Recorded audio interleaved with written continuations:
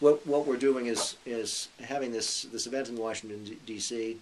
and then appealing to our alums who are in positions of leadership in religious congregations and denominations to think about this as a theme for Lent, to take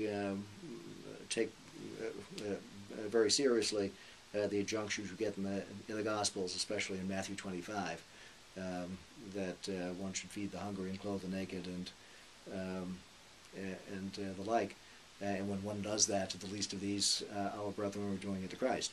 So that's a kind of challenge that's there in the Scriptures to us, and Lent is an appropriate time to think about what that challenge can mean for us collectively. One simple way of thinking about it would be that if, let's say, a quarter of the Christians in this country, 50 million people, since we have about 220 million Christians of various denominations, if a quarter of them focused on relieving poverty and gave to one of the relief agencies of their denomination the equivalent of a Starbucks venti for each of the weeks of Lent. I think the price of the last one that I had was something like $3.71.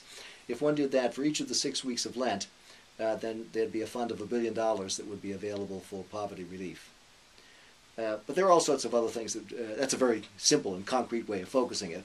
But there are all sorts of things that people can do to learn about what their denomination and religious tradition is up to, and many of them are focused on poverty in interesting ways. You have Catholic relief services and various Protestant denominations and Jewish denominations as well. We're framing this as something that we as a Christian Divinity School are pitching as a Lenten thing for Christians, but it's obviously something that other religious traditions as well can engage in and do engage in.